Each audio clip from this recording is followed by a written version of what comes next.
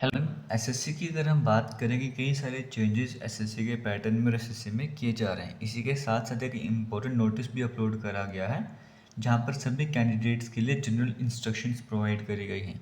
अब इन इंस्ट्रक्शंस में क्या कहा गया है, ये ज़रूरी रहने वाला उन सभी के लिए जो एसएससी के कोई भी एग्ज़ाम देने जा रहे हैं। जैसे सबसे पहले कहा गया आपको अपना एडमिट कार्ड साथ में लेकर जाना है, और एडमिट कार्ड के साथ साथ आपको एक वैलिड आइडेंटिटी प्रूफ भी साथ में ले जाना है जिस दिन आपको एग्जामिनेशन होगा। आइडेंटिटी प्रूफ में क्या आता है? पासपोर्ट, आधार कार्ड, या फिर प्रिंट आउट हो गया आधार कार्ड का, ड्राइविंग लाइसेंस हो गया, या फिर कोई आईडी जो कार्ड जो को सेंटर की तरफ से मिलता है, स्टेट गवर्नमेंट की तरफ से मिलता है, या यूनिवर्सिटी कॉलेज स्कूल की तरफ से कोई आईडी आपको मिलता है, voter ID card, pan card, इस तरह के आईडी कार्ड जो आपको अलाउड है, जो आप साथ में लेके जा सकते हो।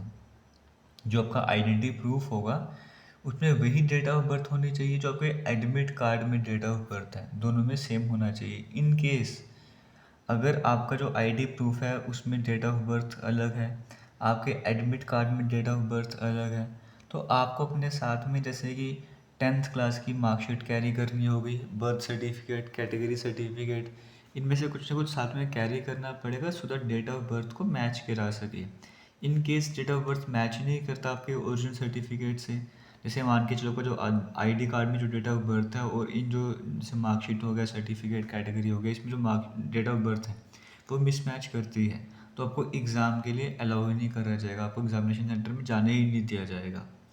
उसके बाद वन एक लाइव फोटोग्राफ आपकी ली जाएगी जब आप एंट्री करोगे एग्जामिनेशन हॉल में। उसके बाद वहाँ पे जो कैमरा होगा आपके सिस्टम के साथ, वो भी कई सारे लाइव फोटोग्राफ्स आपकी जो है वो कैप्चर करने जा रहा है, ये क्लियरली मेंशन करा गया है। आपको अपना पूरा फेस ओपन रखना है ताकि किसी तरह का मास्क आपके फेस के ऊपर नहीं होना चाहिए, किसी तरह की कवरिंग नहीं होनी चाहिए, आपका फेस जो है वो क्लियरली विजिबल होना चाहिए, इस बात का ध्यान आपको भी रखना है। फिर पीडब्ल्यूडी कैंडिडेट्स के लिए इंस्ट्रक्शंस दी गई हैं यहाँ पर।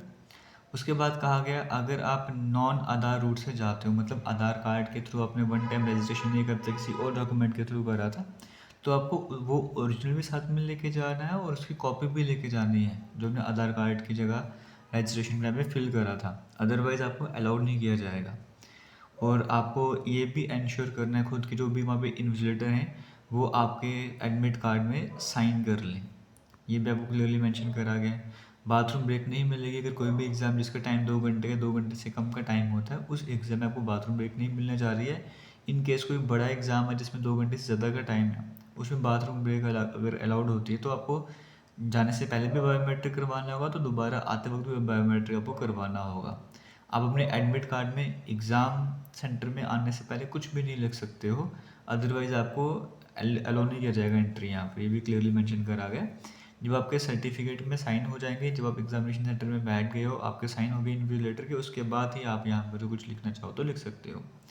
उसके बाद कहा गया कि आपका जो एडमिट कार्ड है उसको बड़े ध्यान से साथ में कैरी करना है, उसमें बार कोड वाला जो एरिया है किसी भी कीमत पे उससे किसी तरह की छेड़छाड़ नहीं होनी चाहिए, वरना फिर से वही है, आपकी एंट्री में जो है प्रॉब्लम क्रिएट हो जाएगी। आपको अपने एग्जामिनेशन हॉल में टाइम पर पहुंच जाना है, और क्लोजिंग टाइम के बाद गेट्स ओपन हो जाएंगे, जितना मर्जी रिक्वेस्ट कर लो गेट ओपन नहीं होने वाले। एक वाटर बोतल आप कैरी कर सकते हो, बट वाटर बोतल ट्रांसपेरेंट होना चाहिए, उसमें क्लियरली दिखना चाहिए सब कुछ।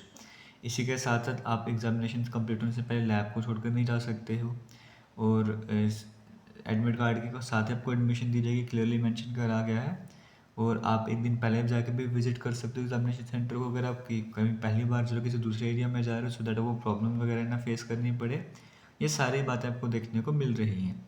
इसके साथ साथ जैसे यहाँ पर कहा गया कि अगर कुछ भी लगता है कि आपका एलिजिबिलिटी कंडीशन को फुलफिल नहीं करते, आपके कैंडिडेट को कैंसिल कर दिया जाएगा। प्रोहिबिटेड आइटम जैसे watch, books, pen, paper, chit, magazine, electronic gadgets वगैरह ये सब कुछ अलाउड नहीं रहेंगे, और अगर ऐसा कुछ भी मिलता है तो इंक्वायरी होगी और आपका एग्जामिनेशन कैंडिडेट कैंसिल कर दिया जाएगा। नोज पिन हो गया, ब्रेसलेट्स, ईयरिंग्स, चार्म्स, कड़ास, ये सब कुछ आपको अवॉइड करना होगा। इन केस रिलीजन या फिर कस्टम्स की वजह से आपको वो यूज़ करना पड़ रहा है तो फिर सीन में ज़्यादा टाइम लग सकता है, इसीलिए ऐसे कैंडिडेट्स को एग्जामिनेशन सेंटर, एग्जामिनेशन वेन्यू में जल्दी ही पहुंचना पड़ेगा। और आप bags, prohibited items examination venue पे मत लेके जाइए। कमीशन जो है वो इनकी अरेंजमेंट्स के लिए जिम्मेवार नहीं है, आपको खुद अरेंजमेंट वगैरह फिर करने होंगे। पेन और पेपर रेफर के लिए आपको एग्जामिनेशन लैब में ही प्रोवाइड करा जाएगा। सभी एग्ज़ाम लैब में वीडियो सर्विस चलती है, एग्जामिनेशन जो इलेक्ट्रॉनिक टाइमर होता है आपको कंप्यूटर स्क्रीन में ही देखने को मिल जाएगा। इस तरह की डिटेल्स आपको देखने को मिल रही है। इसका पीडीएफ आपको हमारे टेलीग्राम पर भी मिल जाएगा, एसएससी की वेबसाइट पर भी मिल जाएगा। All the best. और हमारे इसी यूट्यूब चैनल पर आपको एसएससी एमटीएस की प्रिपरेशन भी करवाई जा रही है, आप वहाँ पर जाके वीडियोज़ भी देख सकते हो। Thank you. जय हिंद।